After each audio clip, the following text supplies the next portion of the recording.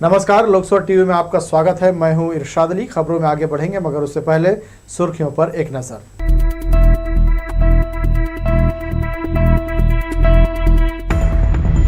लोगों के गुम मोबाइल ढूंढकर लौटा रही पुलिस। फिर से 160 लोगों के चेहरों पर आई खुशी। सर्व आदिवासी समाज उतरेगा चुनावी मैदान में, कहा भाजपा कांग्रेस एक सिक्के के दो पहलू। वादों पर खरे नहीं उतरे अधिकारी। आंदोलन के बाद भी नहीं हटाई गई शराब भट्टी। चक्का जाम की दी गई चेतावनी। और अरपापार को नया नगर निगम बनाने की मांग। नागरिक सुरक्षा मंच ने कहा मूलभूत सुविधाओं से रखा जा रहा वंचित। ये थी सुर्खियां, अब खबरें विस्तार से। बिलासपुर पुलिस लगातार लोगों के गुम और चोरी मोबाइल को वापस कराने में लगी हुई है। आपकी एक आस, आपकी अमानत आपके पास अभियान के तहत शनिवार को बिलासागुड़ी में लगभग 160 मोबाइल संबंधितों को वापस किया गया। आजकल मोबाइल हर इंसान की ज़रूरत बन गई है। बिना मोबाइल के अब कुछ भी काम आसान नहीं है। अधिकांश लोग मोबाइल के जरिए ही अपना सारा काम करते हैं।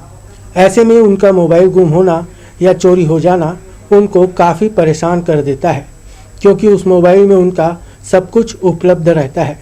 बिलासपुर पुलिस पिछले कुछ समय से आपकी एक आस, आपकी अमानत आपके पास अभियान के तहत मोबाइल खोजकर उन्हें वापस लौटा रही है।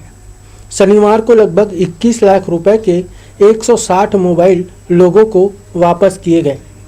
शहर और इससे लगे विभिन्न जिलों से मोबाइल को बरामद कर लोगों के चेहरे पर खुशी लाने का प्रयास किया गया। लगभग 170 मोबाइल, जो कीमत लगभग उनकी 22 से 23 लाख रुपए है, ये अलग अलग जगहों से रिकवर किए गए। कई बार आप जानते हैं कि मोबाइल चोरी हो जाते हैं तो उसको आगे कोई चोर बेच देते हैं किसी अन्य व्यक्ति को, या कई बार मोबाइल ऐसा भी होता है कि गिर जाने पे कोई व्यक्ति यूज़ करना शुरू कर देता है। तो ऐसे मोबाइलों को रिकवर किया गया। साइबर की पूरी जो टीम है, धर्मेंद्र वैष्णव और उनकी जो टीम है, उन्होंने इसको रिकवर किया है। और जब ऐसे लोगों को वापस किया जाता है तो उनकी खुशी भी देखते ही बनती है। पुलिस अधीक्षक संतोष सिंह ने बताया कि 1 मार्च 2023 से अब तक कुल 500 शिकायतों की जांच की गई, जिसमें से कई मोबाइल बरामद हो गए तो कई मोबाइल राज्य के दूसरे जिलों और अन्य प्रदेशों में सक्रिय पाए गए हैं, जिनके विरुद्ध अलग से अभियान चलाकर बरामदगी कर मोबाइल स्वामियों को लौटाने की प्रक्रिया जारी है। और 50 तरह के ऐप जो आप यूज़ करते हैं वो उसके लिए यूज़ किया जाता है। तो लोगों को के लिए मोबाइल बहुत ही महत्वपूर्ण हो गया है।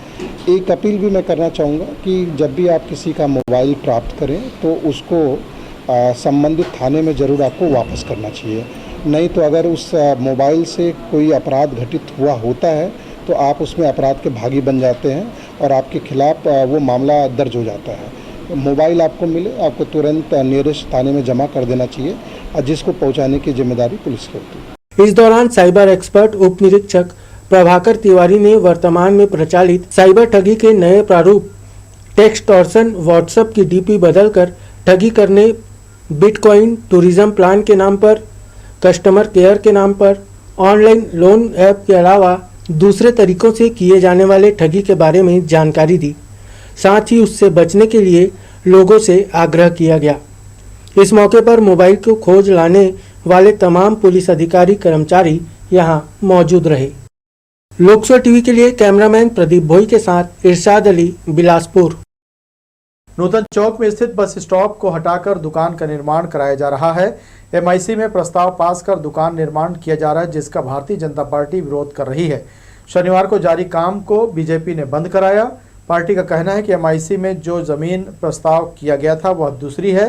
अपने लोगों को फायदा पहुंचाने कांग्रेसी बस स्टॉप को हटाकर दुकान का निर्माण करा रहे हैं।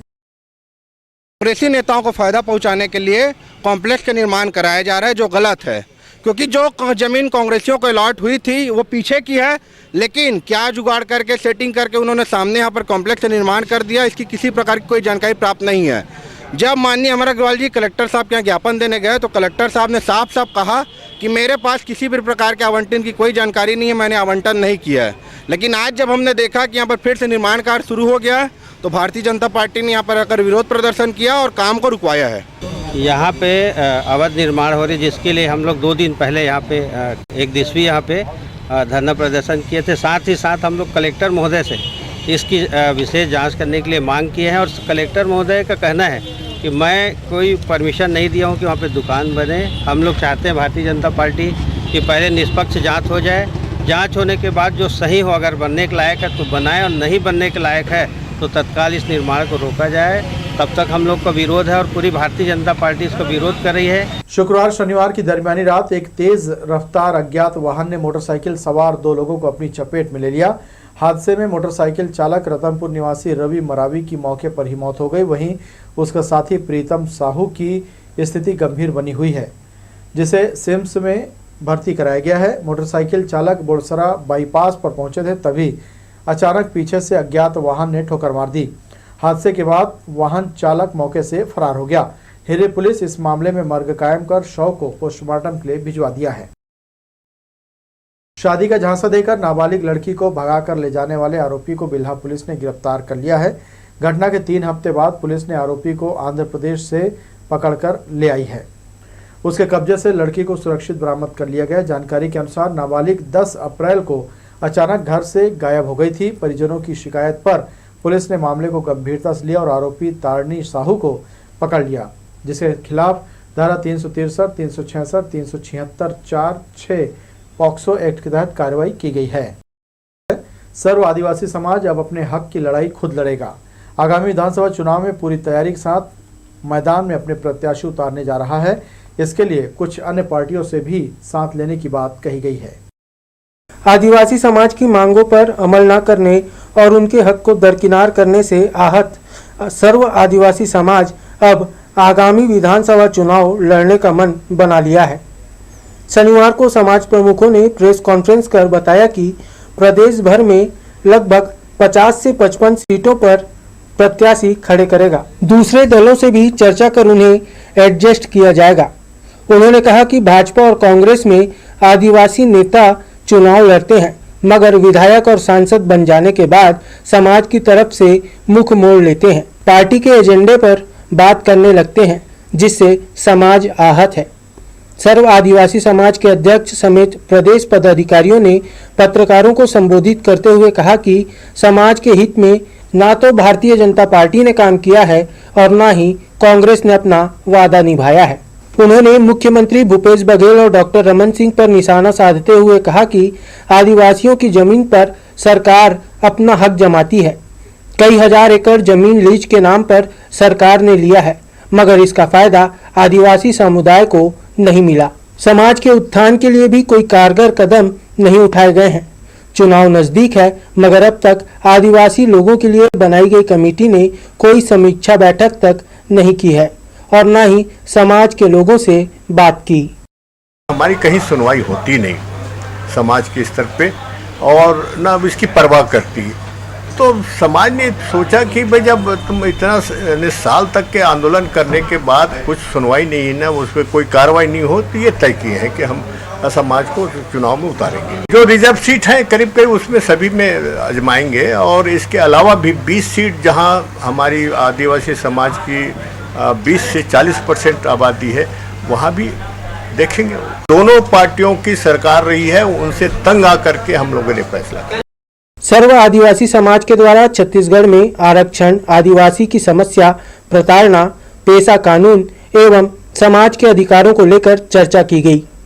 प्रेस वार्ता के दौरान कार्यकारी अध्यक्ष BS रावटे, अध्यक्ष गोंडवाना महासभा अकबर राम कोर्राम तेलीपारा में फल व्यवसायी और छोटे दुकानदारों को नशे को लेकर जागरूक किया।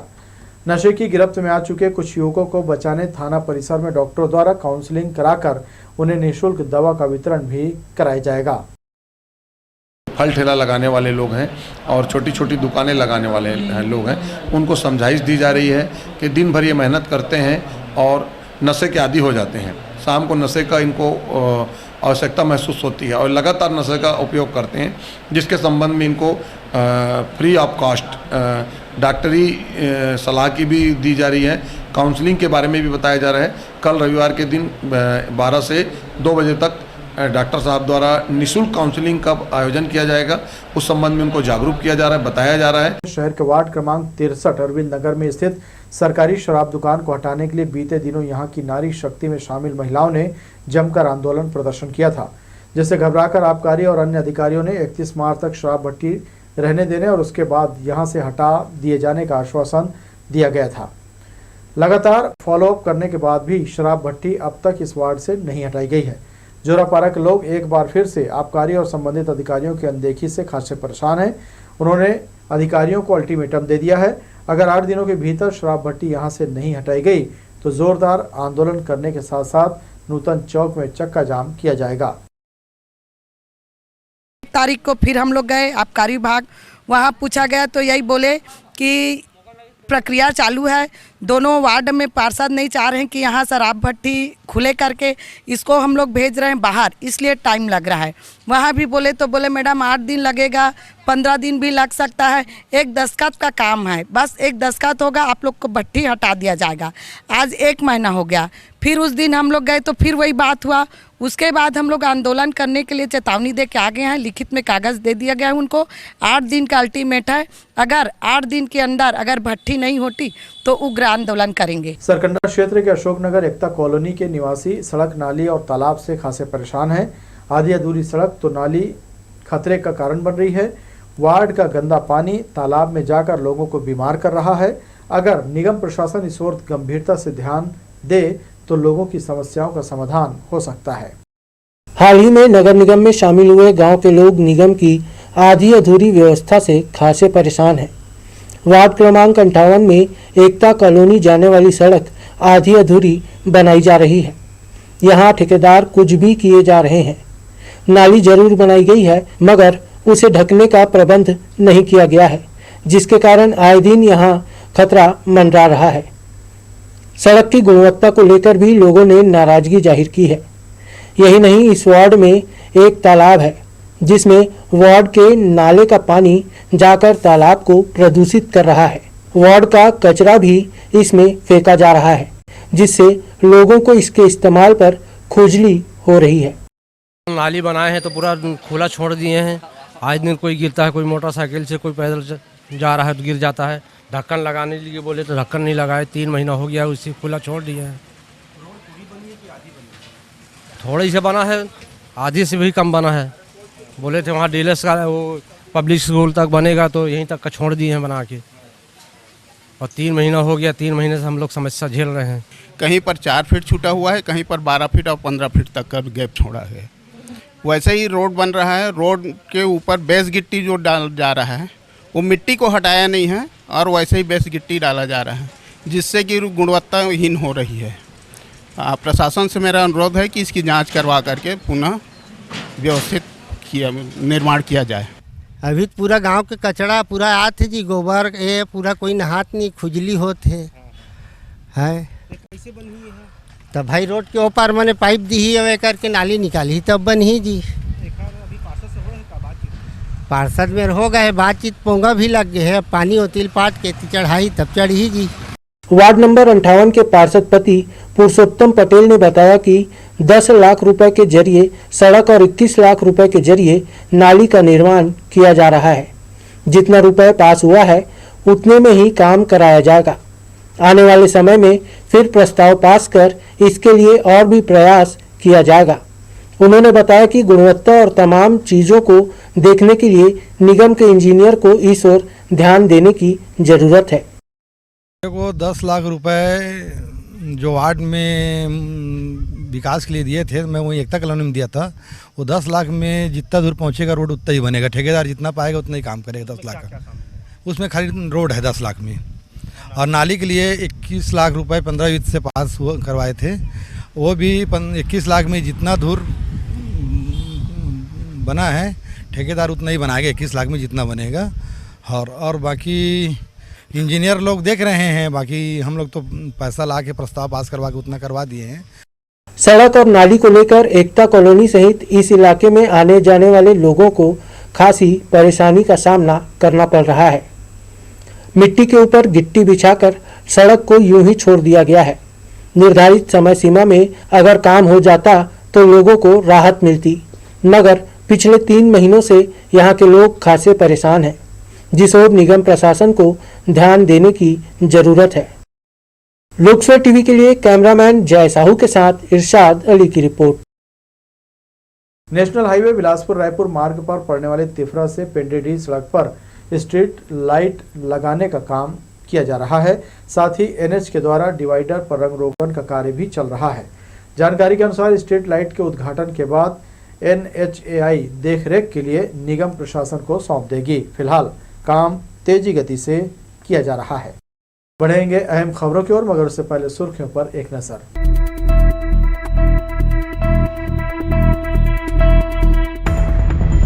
लोगों के गुम मोबाइल ढूंढकर लौटा रही पुलिस, फिर से 160 लोगों के चेहरों पर आई खुशी। सर्व आदिवासी समाज उतरेगा चुनावी मैदान में, कहा भाजपा कांग्रेस एक सिक्के के दो पहलू। वादों पर खरे नहीं उतरे अधिकारी, आंदोलन के बाद भी नहीं हटाई गई शराब भट्टी, चक्का जाम की दी गई चेतावनी। और अरपापार को नया नगर निगम बनाने की मांग, नागरिक सुरक्षा मंच ने कहा मूलभूत सुविधाओं से रखा जा रहा वंचित। अरपापार के रहवासियों से नगर निगम टैक्स तो वसूल रहा है, मगर मूलभूत सुविधाओं से उन्हें वंचित रखा जा रहा है। यही कारण है कि एक बार फिर अरपापार नगर निगम बनाने की आवाज़ बुलंद की जा रही है। शनिवार को नागरिक सुरक्षा मंच के पदाधिकारियों ने पत्रकारों से चर्चा करते हुए कहा कि भाजपा और कांग्रेस दोनों ही पार्टियों के कार्यकाल में इस बात को प्रमुखता से रखा गया था, मगर किसी ने भी इसे गंभीरता से नहीं लिया। अपनी मांग को अमल कराने आने वाले समय में इसे लेकर आंदोलन की रणनीति बनाई जा रही है। जितनी भी सड़कें जो मिली है वो लड़ के लिए, हम जो सड़कें आज बनी हैं उसको लड़ के लिए हैं। हम जो भी विकास हुआ है वो जो बहुत महत्वपूर्ण जो दफ्तर होते हैं, कार्यालय होते हैं, आज सरकंडा क्षेत्र में एक गार्डन नहीं है, ये पार्क नहीं है एक, जबकि 10,000 की जनसंख्या में एक पार्क का होना आवश्यक है। लेकिन आज इतने बड़े सरकंडा में एक पार्क के लिए हम तरस रहे हैं, एक पार्क नहीं है। हम उसके जनसंख्या के हिसाब से और क्षेत्रफल के हिसाब से और आसपास के लोगों के इच्छा के अनुसार हमारी ये मांग है कि सरकंडा को, अरपापार नाम के अरपापार को एक नगर निगम नया घोषित किया जावे, ताकि जैसे कि आपको सबको पता है कि जितने भी ग्राम पंचायत इसमें शामिल किए गए हैं बाद में, वे सभी नाराज हैं। उनको जिस हिसाब से उनको विकास कार्य की प्राथमिकता मिलनी चाहिए थी, क्यों कि उपेक्षित तो पहले गांव से ही थे, ग्राम पंचायत थे, और टैक्स लेने में आगे है नगर निगम, टैक्स ज्यादा ले रहे हैं और विकास कार्य हमको कम मिल रहा है। सरकंडा क्षेत्र वर्षों से उपेक्षित रहा है। यहाँ जब तक आंदोलन नहीं हुआ तब तक किसी भी तरह का विकास कार्य नहीं किया गया। समय समय पर परेशान लोगों के बाद लोगों ने आंदोलन की राह पकड़ी, तब जाकर उन्हें सहयोग मिला। सड़क से लेकर नाली, पानी, बिजली, तमाम चीज़ों के लिए लोगों को परेशान होना पड़ता है। अशोकनगर से बिरकोना जाने वाली सड़क इन दिनों काफ़ी खराब है। लोगों के घरों का पानी सड़क को खराब कर रहा है। यही वजह है कि सड़क में बड़े बड़े गड्ढे बन जाते हैं। हालांकि ऐसा नहीं कि मरम्मत नहीं होती, लेकिन थूक पॉलिश करने के बाद फिर उसको यूं ही छोड़ दिया जाता है, जिससे लोगों को इस मार्ग में परेशानी का सामना करना पड़ता है। सरकंडा क्षेत्र के नूतन चौक से पहले सत्या शोरूम के सामने सड़क किनारे नाली जरूर बनाई गई है, मगर नाली का हाल देखने के बाद कोई भी ये कह सकता है कि यह नाली यहाँ के लोगों से बदला लेने के लिए बनाई गई है। दरअसल नाली जरूर बना दी गई है, मगर उसे आधा अधूरा छोड़ दिया गया है, जिसके कारण लोगों को परेशानी का सामना करना पड़ रहा है। लोगों को अपनी दुकान और घरों में आने जाने के लिए अस्थायी व्यवस्था करना पड़ रहा है। इस मार्ग से प्रशासनिक अधिकारियों से लेकर निगम के अधिकारी हर पल आना जाना करते हैं, मगर उन्हें या तो ये नज़ारा दिखाई नहीं देता या फिर उन्हें किसी आंदोलन का इंतजार है। दक्षिण पूर्व मध्य रेलवे के चक्रधरपुर मंडल के कांस बहाल राजगांगपुर स्टेशन के पास सबवे लॉन्चिंग के लिए ट्रैफिक सह पावर ब्लॉक लिया गया है। इस कार्य के चलते कुछ गाड़ियों का परिचालन प्रभावित हुआ है, जिसमें 24 मई को टाटा नगर इतवारी एक्सप्रेस रद्द कर दी गई है। वहीं 23 मई LTT से चलने वाली कामाख्या एक्सप्रेस 7 घंटे देरी से रवाना होगी। योगनगरी ऋषिकेश से चलने वाली पूरी उत्कल एक्सप्रेस 3 घंटे 45 मिनट देरी से रवाना होगी। 23 मई को ही राजेंद्र नगर दुर्ग साउथ बिहार एक्सप्रेस राउरकेला में समाप्त हो जाएगी और 24 मई को दुर्ग राजेंद्र नगर के रूप में राउरकेला से रवाना होगी। ट्रेनों के लेट लतीफ़ चलने का सिलसिला थमने का नाम ही नहीं ले रहा है। शनिवार को तो कुछ ट्रेनें 12 घंटे विलंब से बिलासपुर स्टेशन पहुंची। सबसे ज़्यादा एक्सप्रेस ट्रेनों के घंटों विलंब से आने जाने के कारण मुसाफिरों की मुश्किलें बढ़ गई हैं। खासकर दिल्ली, उत्तर प्रदेश, बिहार, उड़ीसा, महाराष्ट्र, मध्य प्रदेश, आंध्र प्रदेश समेत दूसरे शहरों के लिए सफ़र करने वाले यात्रियों को 5 से 8 घंटे तक ट्रेन का इंतज़ार करना पड़ रहा है। शनिवार को भी कुछ यही स्थिति बिलासपुर रेलवे स्टेशन में देखने को मिली। यहाँ हावड़ा मुंबई रूट की कई गाड़ियां अपने निर्धारित समय से काफ़ी विलंब से चली। भीषण गर्मी के बीच यात्रियों को ट्रेनों का इंतजार करना भारी महंगा पड़ा। बिलासपुर रेलवे स्टेशन के नागपुर छोर में बने फुट ओवरब्रिज को अस्थायी रूप से बंद कर दिया गया है। दरअसल गेट नंबर 1 के पास यात्री सुविधा का विस्तार करते हुए नया फुट ओवरब्रिज बनाया गया है। वहीं प्लेटफॉर्म नंबर 1 का पुराना ब्रिज था, उसे एक छोर को अस्थायी रूप से बंद कर दिया गया है। यहाँ निर्माण कार्य के कारण इस ब्रिज का एक हिस्सा बुरी तरह से क्षतिग्रस्त हो गया था, जिसमें आने जाने में यात्रियों को काफ़ी दिक्कतों का सामना करना पड़ रहा था। यात्रियों की सुरक्षा को ध्यान में रखते हुए रेलवे प्रशासन ने ब्रिज को बंद करने का निर्णय लिया। यात्रियों की सुविधा के मद्देनजर हावड़ा छोर पर एक रास्ता खोला गया है, जिसे आसानी से चढ़कर यात्री प्लेटफॉर्म नंबर 1 से 2, 3 और 4, 5 पर पहुंच सकते हैं। तो ये थी हमारी लोकसभा टीवी की तमाम खबरें। अगले बुलेटिन में आपसे फिर होगी मुलाकात। तब तक के लिए इरशाद को दीजिए इजाजत। नमस्कार।